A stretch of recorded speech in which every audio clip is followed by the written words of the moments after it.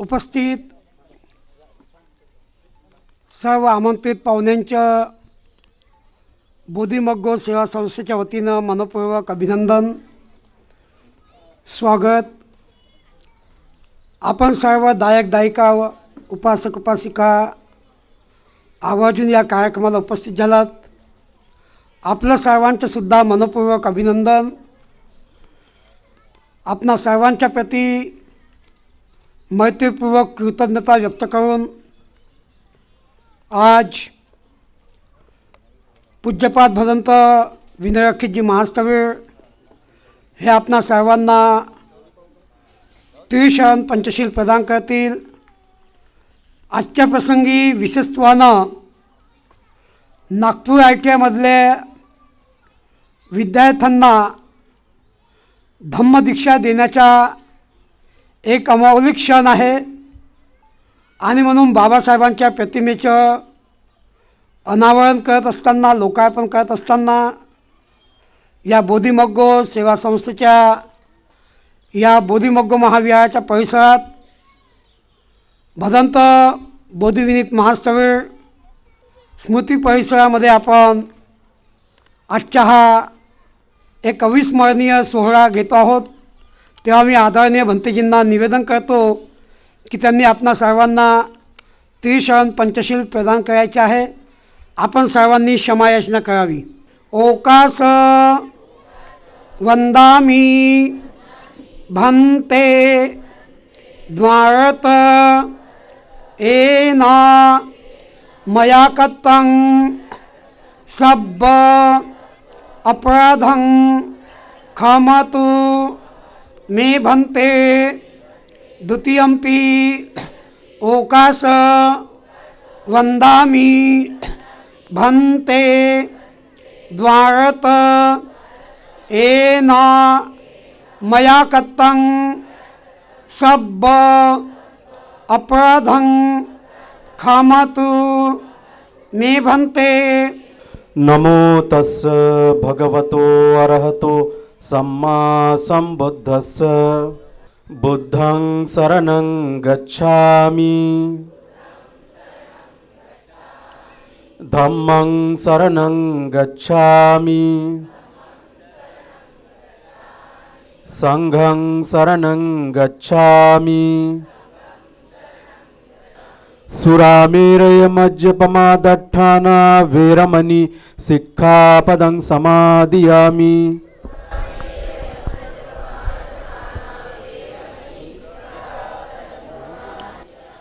तिसरनेन साध्यं पंचशीलं धम्मं साधुकं सुरक्षितं कृत्वा अपमादेन संपादेथ. साधु साधु साधु. या प्रसंगी विश्वविभूषण परमपूज्य डॉक्टर बाबासाहेब आंबेडकर यांच्या प्रतिमेचं आज आपण या परिसरामध्ये लोकार्पण केलेलं आहे. जे दीक्षार्थी आहेत त्यांनीसुद्धा आणि जे उपासक उपासिका आहेत, प्रबुद्ध भारताच्या निर्मितीसाठी परमपूज्य डॉक्टर बाबासाहेब आंबेडकर यांना अपेक्षित असलेला आदर्श नागरिक, एक प्रबुद्ध नागरिक घडवण्यासाठी 22 प्रतिज्ञारूपी बाबासाहेबांनी दिलेलं वचन आपण पालन करण्याचा संकल्प करूया. आपण सर्वांनी म्हणावं, मी ब्रह्मा विष्णू महेश यांना देव मानणार नाही किंवा त्यांची उपासना करणार नाही.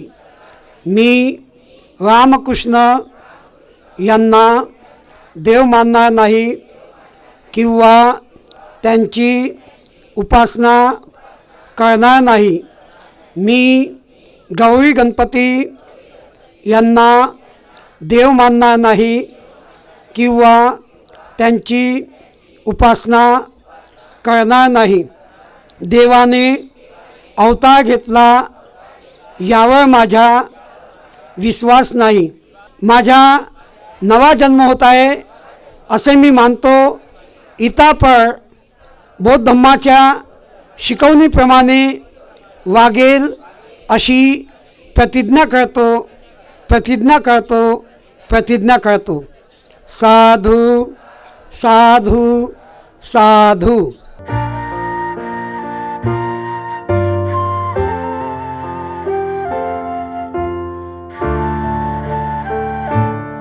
माझ्या पतीच्या याच्यानंतर मी हे बाबासाहेब आंबेडकराची मूर्ती दान दिली आहे. हा माझ्या इकडून सर्वांना जय भीम. आज माझे मी अहोभाग्य समजते की आज मला हे सुंदर सोहळा बघायला मिळाला.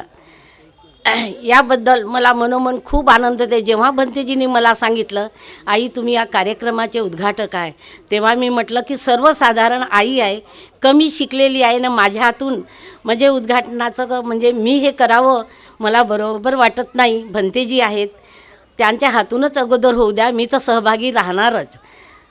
तेव्हा मला खूप असं आनंद झाला की खरोखर कुठल्याही गोष्टीला कारण असल्याशिवाय घडत नाही. जेव्हापासून मला धम्म मिळाला, थोडंफार कळायला लागलं, तेव्हापासून मी धम्माच्या सानिध्यात आहे. आणि जो धम्माच्या सानिध्यात असतो त्याला नक्कीच कुशल कर्म करायला मिळते. आता कुशल कर्म केल्याने काय होतं आहे आणि अकुशल कर्म केल्याने काय होतं आहे याचं फळ ते मिळतं आहे. मला आता कळून चुकलं की कुशल कर्म केल्याने जे पाहिजे ते खरोखर ती इच्छा पूर्ण होते. फक्त तुमच्याजवळ काय पाहिजे तर ते श्रद्धा पाहिजे. श्रद्धेशिवाय काहीच होत नाही. कारण की काय म्हणतात, द्या तरच तुम्ही घ्या. तुम्ही थोडंफार तरी दुसऱ्याला दिलं ते आपोआप तुम्हाला मिळते. माझ्या वडिलांनी मी अगदी लहान असताना जेव्हा दीक्षाभूमीवर माझे वडील आले होते 1956ला बाबासाहेबांनी दीक्षा दिली, तेव्हा तिथून आल्याबरोबर आमच्या घरी माझे बाबा पूजा करायचे. पुष्कळ देव होते डब्यामध्ये, त्यांची पूजा करायचे आणि मला पण करायला लावायचे. तेव्हा मी खूप छोटी होती आणि मला 5 वर्षाची असतानाच मला विठ्ठलाच्या मंदिरात न्यायचे. पण मला सकाळी आंघोळ करणे बेटा, मंदिरात आल्याने मन शुद्ध होते, पवित्र होते, चांगल्या गोष्टी शिकायला मिळतात असे माझ्या बाबांनी लहानपणापासूनच दिले. आणि जेव्हा माझे बाबा नागपूरला आले दीक्षाभूमीवर, तेव्हा सगळेही देव जे होते माझ्याबरोबर चल म्हणे. तुम्ही म्हणलं बाबा कुठं नेता? एक वैनगंगा नदी आहे म्हणे, तिथे चल. तर कशाला? नाही तू चल म्हणजे तुला सगळं काही समजेल. आणि डबा पिशवीमध्ये घेतला आणि सगळे देव नदीमध्ये शिरवून दिले. 1956पासून माझ्या बाबांनी कुठल्याच देवाची पूजा केली नाही आणि मलाही करायला लावलेली नाही. लहानपणापासूनच माझ्या बाबांनी चांगले संस्कार दिले. माझं लग्नसुद्धा ज्या गावात पहिल्यांदाच बुद्ध पद्धतीनं लग्न लागलं. मला सांगताना आनंद होते, जरी मी आई पाहिली नाही तरी पण माझ्या बाबांनी मला आईचे आणि बाबाचे दोन्ही प्रेम दिले आणि मला चांगले संस्कार दिले. जे मला चांगले संस्कार मिळाले त्याच्यातूनच मी माझ्या मुलांना घडवलं आणि माझ्या घरी माझे सगळेही मुलं धम्माच्या सानिध्यात आहे. आणि तुम्हाला सांगायची गरज नाही की माझे मुलं कशा प्रकारचे आहेत. मला सगळे म्हणतात आई तुम्हाला 5 मुलं आहेत, 4 मुलं 1 मुलगी, त्याच्यातलं एक तरी बिघडला का नाही? सगळेचे सगळे म्हणजे कसे काय म्हणजे चांगले झाले? अशी कुठली तुम्ही जन्मघुटी दिली? मी म्हणते माझ्याजवळ जन्मघुटी दिली का बिघडले नाही? हे आता एक भगवंतानी मला एक खजाना दिला. कशाचा? तर तो धम्माचा.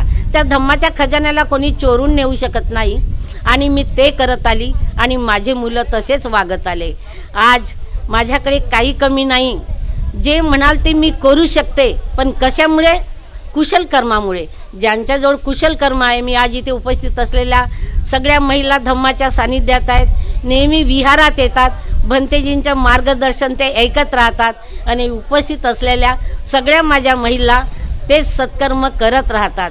आज बाबासाहेबाच्या पुण्याईने अखिल भारतीय सगळ्या महिलांसाठी बाबासाहेबांनी रात्रंदिवस मेहनत करून आणि रमाईच्या त्यागाने आणि सगळ्या महिलांसाठी जे कार्य केले ते खरोखर अलौकिक आहे. बाबासाहेब होते म्हणून आपल्याला हे चांगले दिवस पाहायला मिळाले, सोन्याचे दिवस मिळाले आणि त्याच्यामुळे आज आम्ही इतके सुखी आणि समाधानी आहोत. मी सगळ्यांना सांगू इच्छिते, जे काही आहे मिळाले आपल्याला धम्मामुळे. जर बाबासाहेबांनी जर बुद्धाच्या धम्माची दीक्षा दिली नसती तर आपल्याला हा सुंदर मार्ग मिळाला नसता. विश्वात भगवान बुद्धाचा धम्म खरोखर महान आहेत. असे हे वैज्ञानिक होऊन गेले का ज्या विज्ञानाच्या रूपाने आपण आज सुरक्षित आहो. आपल्याला कोणी काही म्हणू शकत नाही. आपण मानाने आणि अभिमानाने जगू शकतो. आदरणीय सगळे भंतेजी लोकांना मी वंदन करते आणि माझे 2 शब्द पूर्ण करते. जय भीम, जय. आपली कुशल कर्म करण्याची भावना आणि यातूनच आज आपण जिच्या हाती पाळण्याची दोरी ती जगाचा उद्धार करेल म्हणतात. स्त्री जर संस्कारित आणि व्यावहारिक शिक्षण घेऊन आपलं व्यक्तिमत्व घडवत असेल, खरोखरच शिवरामजी कांबळे साहेब हे शिक्षक होते. खऱ्या अर्थाने आपण कमी शिकले असल्या तरी शिक्षकाची पत्नी ही मास्तरीणबाई म्हणूनच ओळखली जायची आमच्या लहानपणापासूनच. आणि आज एक आदर्श शिक्षिका म्हणून आपण कुटुंबाला वळण देताना समाजाच्या असंख्य लोकांनासुद्धा एक चांगलं वळण देण्याचा एक ऋणानुबंध आपण साकार केलेला आपण खरोखर धन्यवादास पात्र आहात. आपली मैत्री, आपला सहभाग आणि आपलं दान हे सदोदित आम्हाला एक नवी स्फूर्ती देण्यामध्ये मदतनीस ठरेल. वेळ आणि वातावरणाची जाणीव ठेवून मी या इसासनी बागदरा ग्रामपंचायतचे सर्व पदाधिकारी आणि प्रशासकीय सदस्य यांचं मनपूर्वक अभिनंदन करतो. त्यांच्या मैत्रीपूर्वक सहभागातून सहकार्यातूनच या बोधिमग्गो महाविहारातून विविधांगी उपयोगी असे उपक्रम सतत राबवले जातात. आणि म्हणून मी ग्रामपंचायतच्या सर्व पदाधिकाऱ्यांचं, आजी माजी पदाधिकाऱ्यांचं आणि कर्मचाऱ्यांचं मनपूर्वक अभिनंदन करतो. आणि आजच्या प्रसंगी आजच्या कार्यक्रमाचे अध्यक्ष आदरणीय पूज्यपाद भगवंत विनोद अखिजी महासव यांना निवेदन करतो की त्यांनी संक्षिप्त आजच्या प्रसंगी देशना प्रदान करावी. आज हम इस बाबा साहेब की जो जयंती है उस उपलक्ष्य में यहाँ पर बाबा साहेब की मूर्ति का अनावरण हुआ है.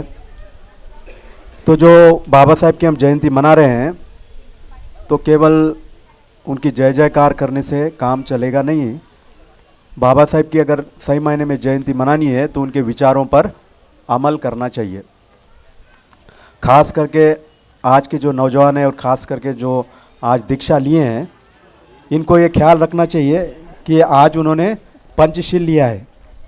ये पंचशील जो है आपकी नींव है, आपकी प्रगति की, आपकी सुगति की, जो भी आप जीवन में हासिल करना चाहते हैं ये पंचशील के आधार पर ही हासिल हो सकता है. अगर ये पंचशील आपने ठीक से पालन नहीं किया तो फिर कोई गारंटी नहीं कि आपकी कोई प्रगति हो. तो इसलिए आज जो आपने पंचशील लिया है ये आपकी जीवन की नींव है, ऐसा आपको समझना चाहिए.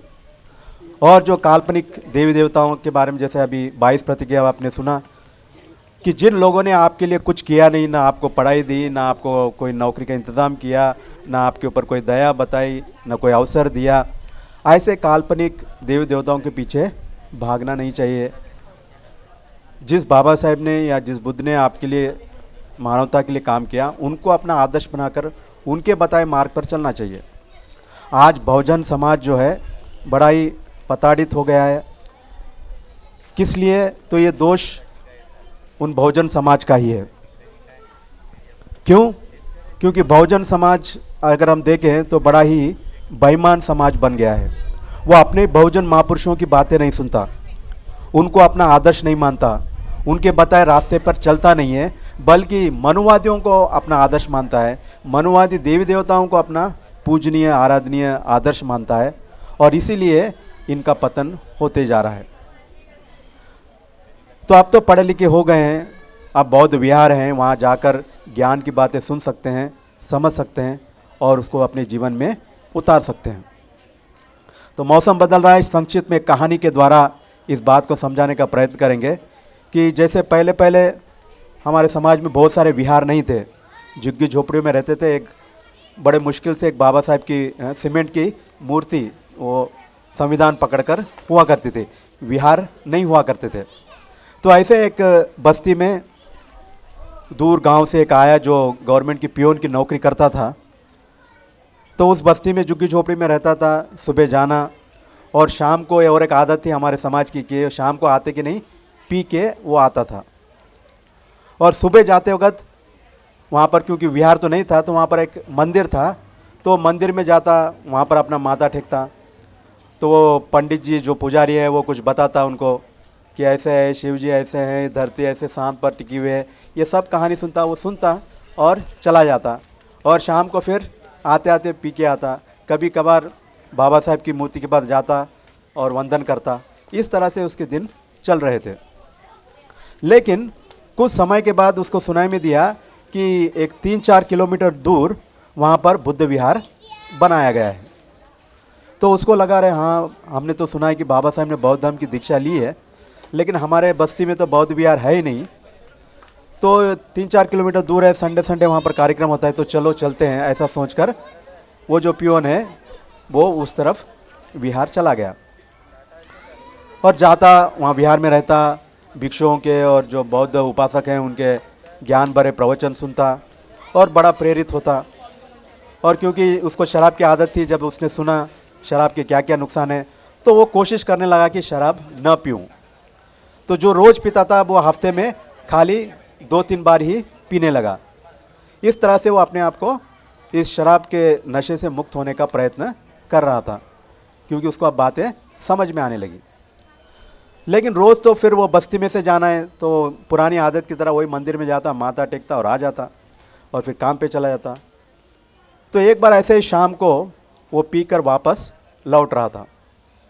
जब वो लौट रहा था तो उसी वक्त उस मंदिर को पुजारी ताला डालकर वो अपने घर जा रहा था। तो क्योंकि ये अब बहुत बिहार जाकर बहुत कुछ बातें सुनने लगा, थोड़े ज्ञान की बातें भी सुनने लगा। और जब आदमी नशे में रहता है तो उसको बहुत हिम्मत आ जाती है, फिर वो किसी के साथ भी कुछ भी बहस करने के लिए तैयार हो जाता है। जो होश में उसको हिम्मत नहीं थी, यानी नशा करते कि नहीं, उसके पास वो हिम्मत आ गई। तो वो सीधा लुढ़कते हुए उस पंडित पुजारी के पास गया और जाकर उससे पूछने लगा, पुजारी जी बताइए कि इस दुनिया में कौन बड़ा। तो उस पुजारी ने देखा, अरे ये आदमी शराब पी के है, आता तो है बिहार में मंदिर में, लेकिन आज पहली बार ये शराब पी कर यहाँ मंदिर के पास आया और मुझे प्रश्न कर रहा है। तो उसने सोचा ये शराबी के मुंह क्या लगना। तो छुटकारा पाने के लिए उसने कहा, सबसे बड़ा कौन बड़ा। तो उसने कहा ये मंदिर बड़ा।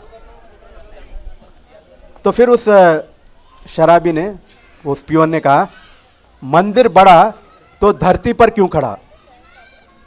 उसने वो प्रश्न किया। तो पुजारी को बड़ा अजीब लगा, रे ये क्या प्रश्न कर रहा है ये शराबी, चुपचाप आकर सुनने वाला अब मेरे से बहस कर रहा है।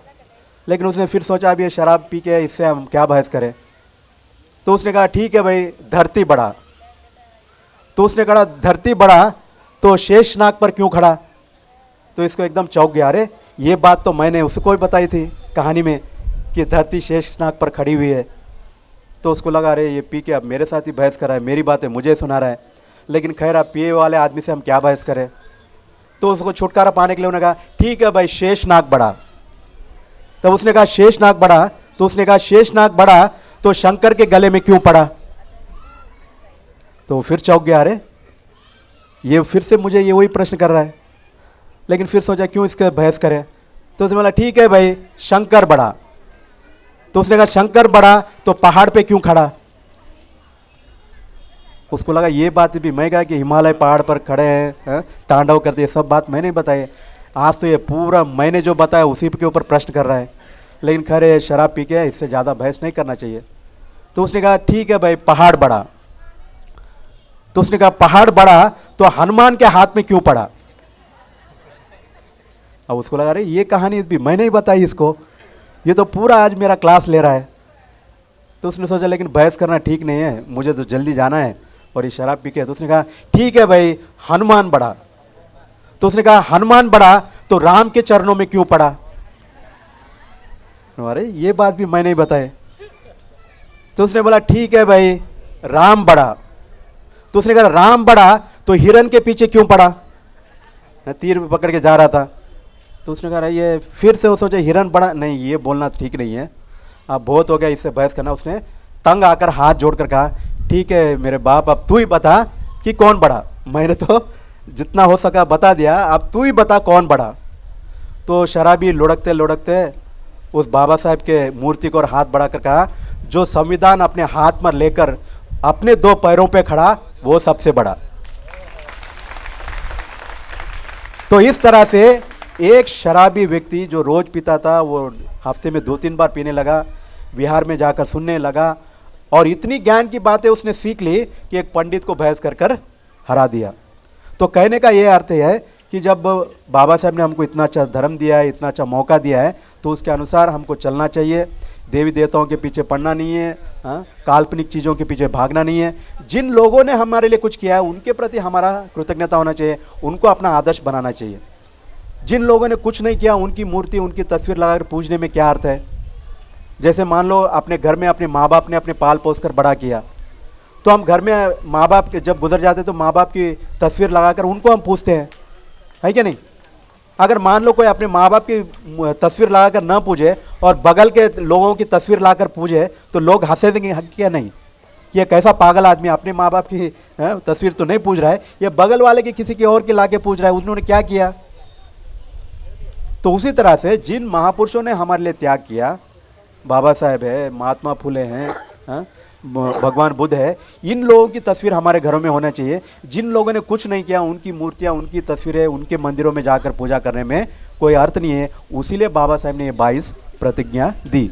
तो पंचशील जितना ज़रूरी है, 22 प्रतिज्ञा भी उतनी ज़रूरी है। ये बाबा साहेब के संदेश को अपने जीवन में उतारना है, इसी में हमारा मंगल है, इसी में हमारा कल्याण है। और मैं उम्मीद करता हूँ कि इस बुद्ध जयंती के समय आप लोग भी उस पीवन की तरह, उसने कोशिश तो किया कि शराब छोड़ने का, आप तो शराब की आदत भी नहीं डालेंगे, अगर हो सके तो तुरंत जितना हो सके उसको छोड़ देंगे। अगर आपने शराब छोड़ दी, नशा पता छोड़ दिया, तो बाकी के सारे चीज़ अपने आप सुधर जाते हैं। लेकिन जिससे शराब नहीं छूटा, वो बाकी के नशे में बाकी के 4 शील भी तोड़ने की पूरी संभावना रहती है। तो बहुत ज़रूरी है कि नशा पता पहले छोड़ना चाहिए। इस नशा पता के कारण ही ये सारा बहुजन समाज बर्बाद है। तो आज बाबा साहेब का अगर एकमात्र संदेश अपने जीवन में उतारें तो वो है कि पंचशील, और उसमें भी ये नशा पता न करना, अगर ये जीवन में उतार ले तो आपके जीवन में सुगति और प्रगति होना निश्चित है। तो बहुत अच्छी बात है, आज सब आप लोग यहाँ पर आए, तीक्ष्ण पंचशील लिया, 22 प्रतिज्ञा ली। तो इस अनेक प्रकार से जो भी पुण्य आपने कमाया है, वो पुण्य आपके सुगति और प्रगति के लिए हेतु हो, और साथ ही साथ परम सुख जिसे निर्वाण कहते हैं, वो सब आपको प्राप्त हो। ऐसे हम आप सबके लिए मंगल कामना करते हैं। भवतु सब मंगलम। आलोका ट्रस्टचे अध्यक्ष, आंतरराष्ट्रीय ख्यातीचे विपश्यना आचार्य, मार्गदर्शक, त्यांनी आवर्जून या कार्यक्रमासाठी वेळ दिला। मी बोधिमग्गो सेवा संस्थेच्या वतीनं त्यांचं मनपूर्वक अभिनंदन करतो। जोहोराई श्रीरामजी कांबळे यांनीसुद्धा उपरोक्त कार्यक्रमाला उद्घाटक म्हणून उपस्थित राहण्यासाठी अनुमती दिली। उपस्थित झाल्यात त्यांचंसुद्धा मनपूर्वक अभिनंदन। कांबळे साहेबसुद्धा या कार्यक्रमाला आवर्जून उपस्थित आहेत, त्यांचंसुद्धा मनपूर्वक अभिनंदन। समधुळताई आणि त्यांच्या समधुळ कुटुंबीय या कार्यक्रमाला आवर्जून उपस्थित आहेत, त्यांचंसुद्धा मनपूर्वक अभिनंदन। ग्रामपंचायतचे या परिसराचे लोकप्रतिनिधी आणि नेहमीच सहकार्याच्या भावनेतून मदत करणारे अरविंदजी ढोणे हे उपस्थित झाले, त्यांचंसुद्धा मी मनपूर्वक अभिनंदन करतो। आणि बोधिमग्गो सेवा संस्थेच्या विनंतीला मान देऊन आपण सर्व उपासक उपासिका, विद्यार्थी, बालबालक सगळे उपस्थित झालात। आपणा सर्वांचं मी मनपूर्वक अभिनंदन करतो, स्वागत करतो, आपल्या सर्वांच्या प्रती आभार प्रकट करतो। आणि यापुढे सुद्धा संडे स्कूल असो या कुठलेही उपक्रम असो, त्या प्रत्येक उपक्रमामध्ये आपला सर्वांचा सक्रिय सहभाग असाच लाभत राहावा ही अपेक्षा करतो। आणि आजच्या हा मंचावरील मान्यवरांच्या मार्गदर्शनाचा कार्यक्रम इथं संपतो आहे।